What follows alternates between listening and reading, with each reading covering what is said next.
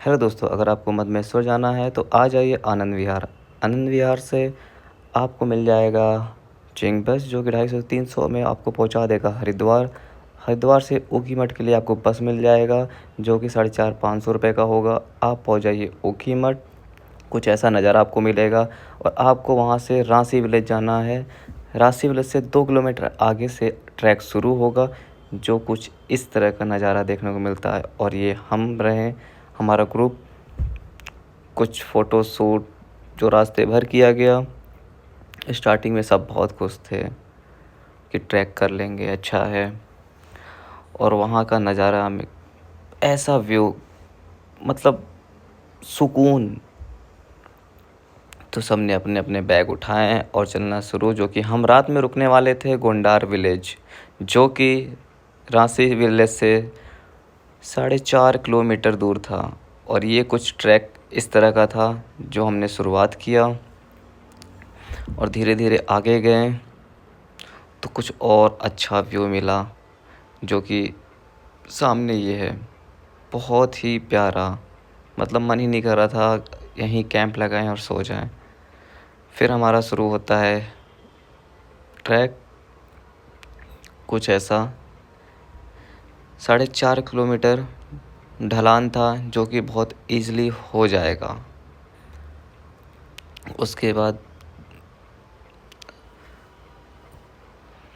देखिए कुछ ऐसा व्यू और एक झरना। यहाँ कुछ दिन पहले ही लखनऊ का एक लड़का डूब के मर गया था, क्योंकि ये बहुत गहरा है, बस पता नहीं चलता और देखने से नहीं लग रहा था। और जो नहा रहे हैं फॉरेनर है, तो उनको आइडिया था सब कुछ। और कुछ हमारा हाल इस तरह का। कुछ रास्ते में ऐसे व्यू मिले हैं, फ़ोटो कैप्चर, फ़ोटो सेशन चलते रहे हमारे। हम धीरे धीरे मदमैसर की ओर बढ़ने लगे। अब जो कि हमारा 10.5 किलोमीटर बचा था मदमैसर। और रात का कुछ सीन इस तरह, बहुत ही प्यारे नज़ारे हैं वहाँ के। आप अगर जाएं तो ज़रूर जाइए। और हम गुंडार विलेज में पहले होटल में रुके, जहाँ का किचन कुछ इस तरह था। और हमारा अगले दिन शुरुआत हो गया ट्रैक के लिए। बहुत ही प्यारा नज़ारा। मैं बोलूँगा आप जाइए तो ग्रुप में जाइए, अप्रॉक्स 3-4 लोग, 5 लोग या उससे भी ज़्यादा, तो आप एंजॉय करते हुए जाएंगे। और ये मैं हूँ कैप वाला। और ये देखिए ऐसा बहाव, बहुत प्यारा नज़ारा। मन ही नहीं कर रहा था आने का वापस। मन कर रहा था पानी में पैर डाल के आराम से सुकून से वहीं रह जाएं।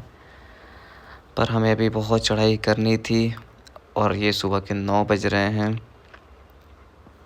कुछ वहाँ भी फ़ोटो सेशन। और ये हमारे साथ एक पहलवान भी था, जो कि बहुत उत्सुक बहुत था। पर धीरे धीरे इसकी हालत ख़राब होना शुरू हुई थी यहीं से।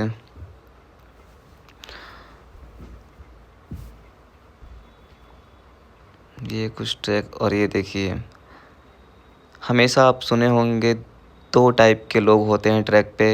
एक जो पूरे ट्रैक पे मज़े करते हुए जाते हैं, डांस करते हुए जाते हैं।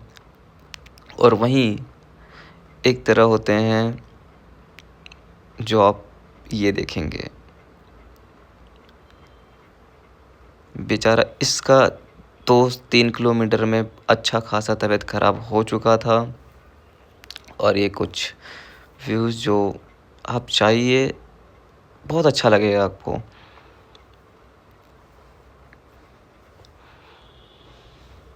ये रहा गोंडार विलेज, जहाँ हम रुके हुए थे। और वहाँ से हम निकल चुके थे।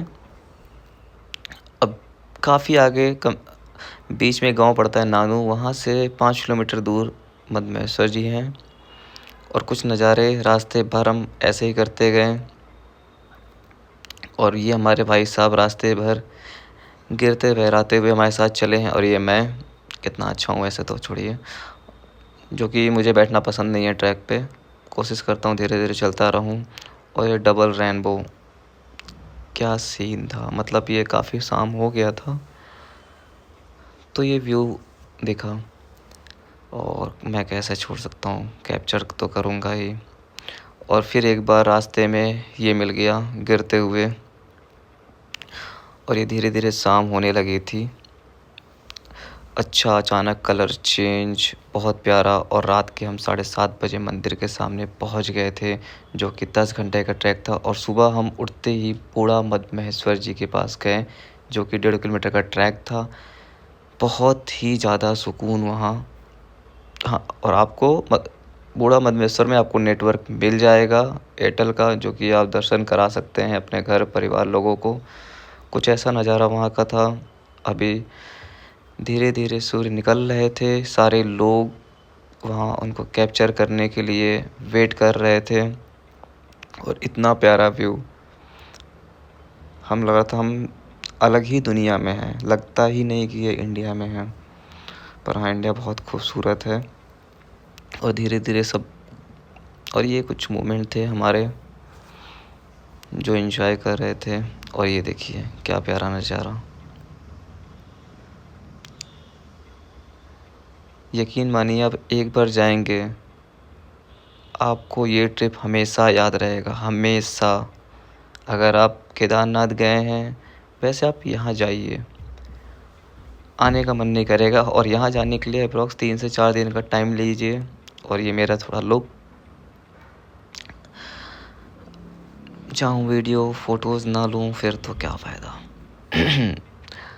और एक भाई ध्यान लगा रहा था, अच्छा बहुत। और उस टाइम स्नोफॉल धीरे धीरे चारों तरफ हो रही थी, रात भर हुई है। और ये मैं कुछ अपने दोस्तों के साथ कुछ इस तरह, बहुत ज़्यादा सुकून ऊपर। कुछ ऐसे व्यू मिलेंगे जहाँ से आपका आने का मन नहीं करेगा। मैं थोड़ा प्रैक्टिस कर रहा था, भाग मिल्खा भाग वाला कि दौड़ते कैसे हैं। और फाइनली मैं फ़िट हो गया। तो कुछ फिर हम नीचे आ गए दर्शन करने के लिए।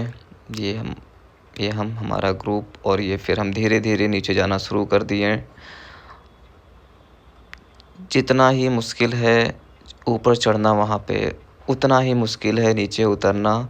आपका थोड़ा सा भी पैर फिसला तो मुड़ सकता है, स्वेलिंग आ सकती है, क्रैक हो सकता है, हेयरलाइन हो सकता है, बहुत ऑप्शन है।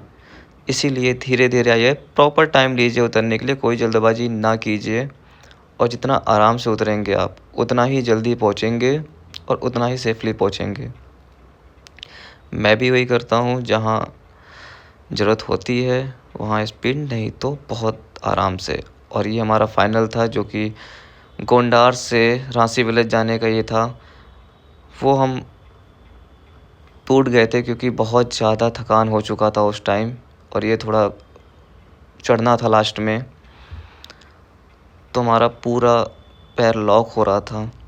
इसीलिए रुक नहीं रहा था कि धीरे धीरे चलते रहो, रुकूंगा तो फिर पैदल नहीं चला जाएगा। धीरे धीरे हम फाइनली अपने जगह पहुंच गए। ये देखिए, इतना ही सिर्फ 2 लोग के आने और जाने का रास्ता है स्टार्टिंग में सिर्फ। और एक हमारा आशिक भाई, वो अपने बाबू से बात करता हुआ ही आया है पूरे रास्ते। और कुछ नज़ारे ऐसे, बहुत प्यारा व्यू। और फाइनली आपको कुछ दिखाना चाहता हूँ, ये चीज़ इसलिए बोल रहा था आराम से आइए, क्योंकि ये भाई साहब बहुत तेज़, इनका वेट अच्छा खासा है, उसके बाद बहुत तेज़ उतर रहे थे, जिससे इनका पैर मुड़ गया और पैर में स्वेलिंग आ गई। इसीलिए बोलता हूँ आराम से उतरिए, सेफली पहुँचेंगे और जर्नी आपकी पूरी कंप्लीट ऐसे ही होगी। और इस भाई साहब को ये ट्रैक हमेशा याद आएगा, आज से 10 साल बाद भी इसको पूरा मज़ा आ रहा है।